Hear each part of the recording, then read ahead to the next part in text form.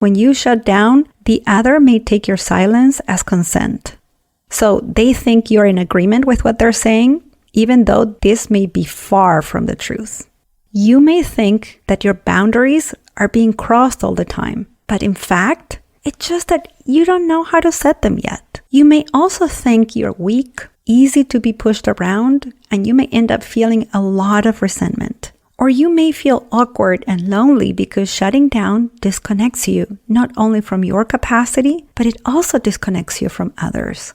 Now, you may be wondering, is this always going to be like this? The answer is no. Communication shutdown is just a trigger reaction, and there's definitely a remedy for it. I don't like to argue, so I say nothing and fume for days. How do I set boundaries without sounding like a jerk? I hate the idea that I might accidentally offend somebody, so sometimes I'd just rather say nothing at all. Welcome to the Language Alchemy podcast, and thank you for joining me today.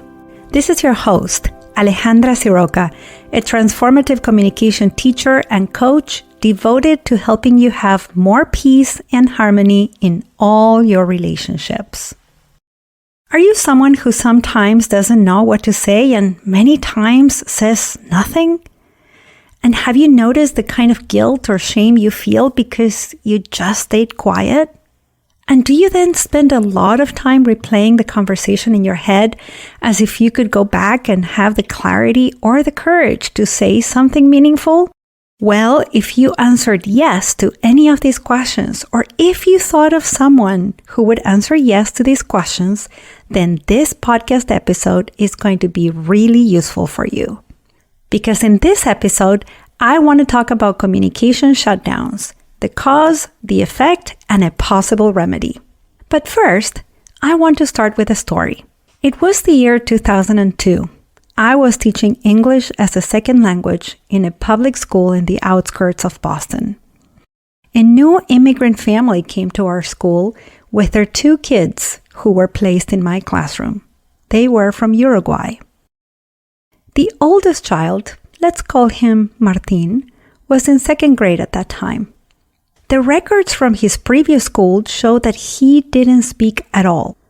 When I met him, he hid behind his mother's legs. I remember squatting to get down and make eye contact with him. And, I'm short and he was a pretty tall kid, so I lost my balance and almost fell, and I laughed. When we made eye contact, I made a funny face and he kind of smiled at me, but he didn't say a word, even though I was speaking in Spanish to his mom and to him. In a meeting, his mom told me Martin only spoke inside the home. "Don't take it personally," she said. "That's the way he is."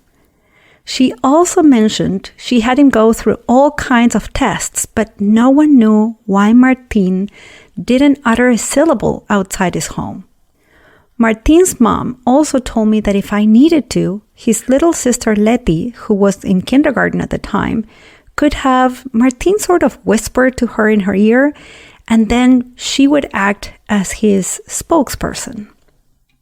The next week, when Martin came to my classroom, I played a guessing game with all my students. I was teaching them the names of colors. In this game, I would hide a card behind my back, and then students had to guess which color it was by pointing at things of various colors in the classroom. It was a silent game. No one would have to say a word out loud. Martin participated. Then, in this game, each student picked a color card without showing it to me. This time, I would go around the classroom pointing at things and trying to guess the color each student had picked. But I gave my back to the class and asked them to whisper, then hum, and then make a loud noise when I guessed their color card. And Martin participated. Finally, still with my back to the class, I pretended I got all the colors wrong. So I would pick up a red card and I would say something like, "This is yellow," or "Is it purple?" I'm not doing it justice, but the kids were loving this game and they were getting louder and louder using words in English. At some point, someone yelled, "That's blue, that's not orange." That was a new voice. It was Martin's. I kept playing the game for a little while longer, still with my back to the class. I wanted Martin to keep using his voice, which he did. And I also didn't want the kids to see that I had tears of joy rolling down my face.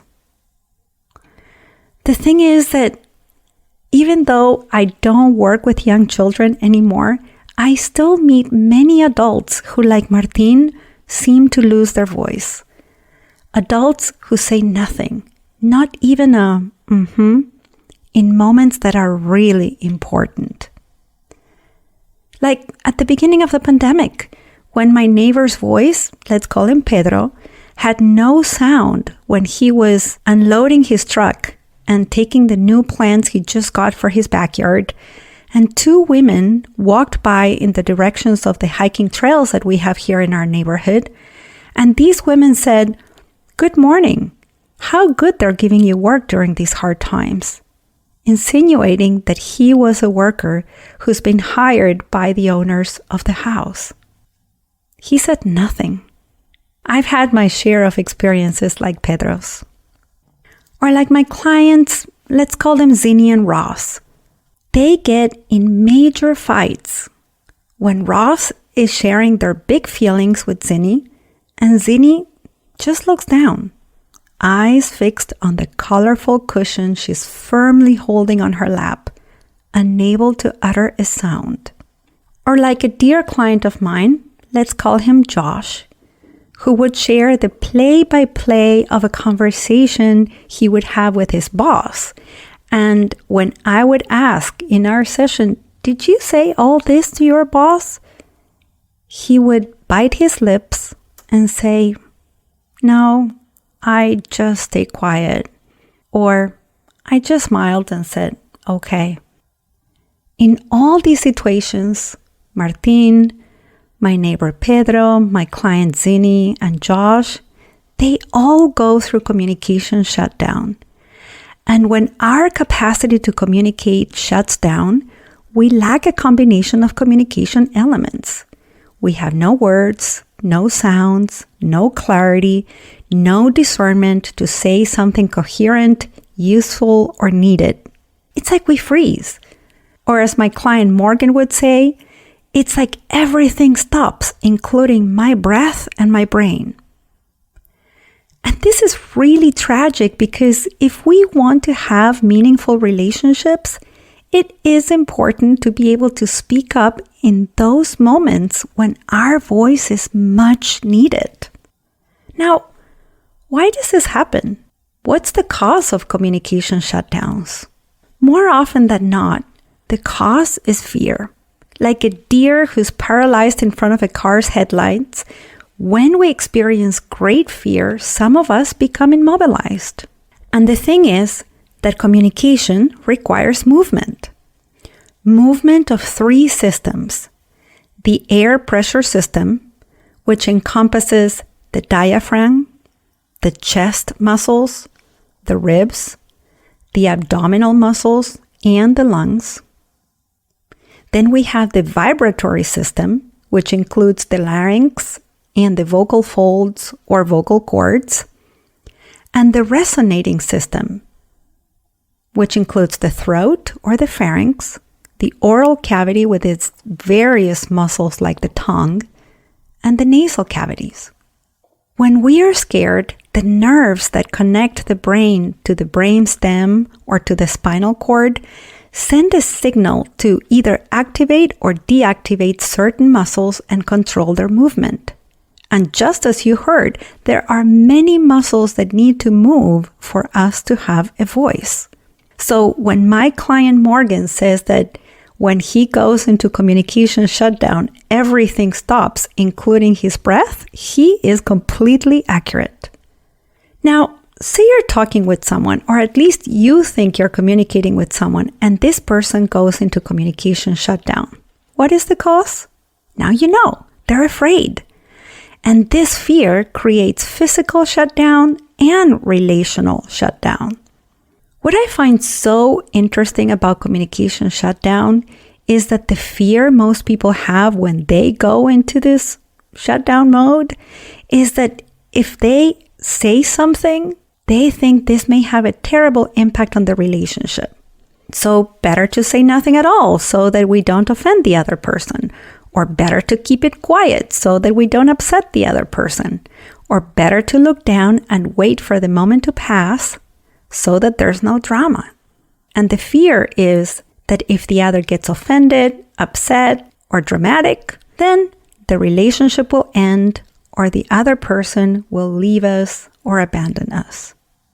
But you know, the more you shut down and the more you stay there saying nothing, the more this habit will negatively impact the other person and your relationship with them. And what about the consequence of communication shutdown? Well, if you have this habit, I want you to know that it's not that you lack clarity. It's just that you don't have clarity in that moment. You know this because you usually spend a lot of time rehashing the conversation in your head. And when you do hear yourself clearly saying things to the other person. Things that could have made a difference. And this is one of the consequences, that you spend a lot of extra energy rehashing that conversation in your head. Or you may also, like many of my clients, experience embarrassment, shame, and lack of respect. Because when you shut down, the other may take your silence as consent. So they think you're in agreement with what they're saying, even though this may be far from the truth. So if you have this habit, you may think that your boundaries are being crossed all the time.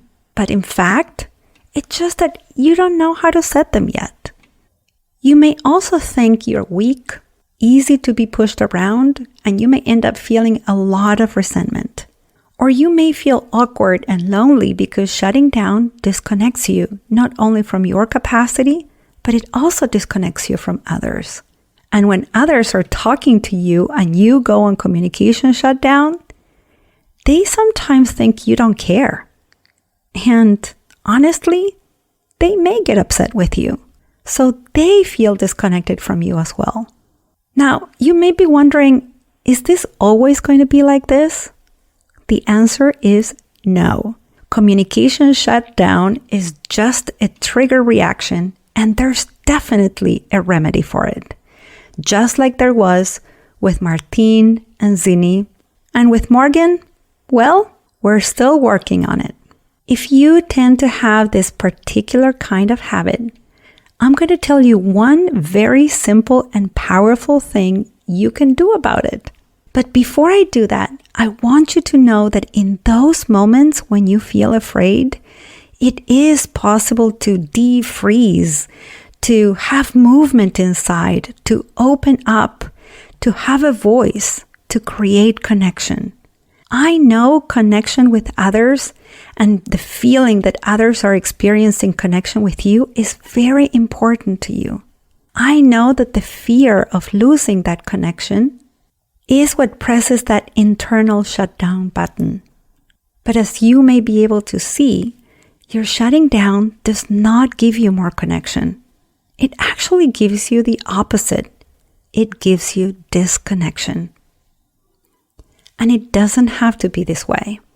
If you resonate with what you're hearing, I want to invite you to check out the 6-week online course I'm teaching called Choosing True Connection.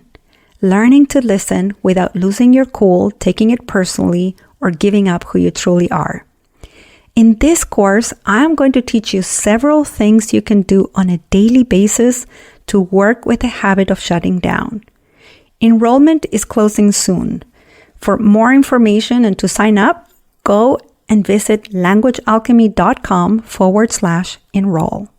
Now, as I said before, there's a remedy for this shutting down habit. And there's one simple and powerful thing you can do right now to shift this habit, and that is to learn to breathe fully into your belly. so that in those moments, you can have proper movement of the 3 physical systems and of those familiar thoughts that get stuck in your internal dialogue. To recap, in this episode, I shared about the cause, the effect, and a remedy for this disconnecting trigger reaction I'm calling communication shutdown. I know you can move away from this disconnecting reaction because you are a capable adult. I know you can move away from this habit of shutting down in a supportive environment. And I highly recommend you go and check out the 6-week online course I'm starting soon called Choosing True Connection. Go to languagealchemy.com/enroll. And in the meantime, as you interact with others this week, may you be aware of your capacity to choose true connection and have movement in those moments when you're scared and feel frozen and you go into shutdown.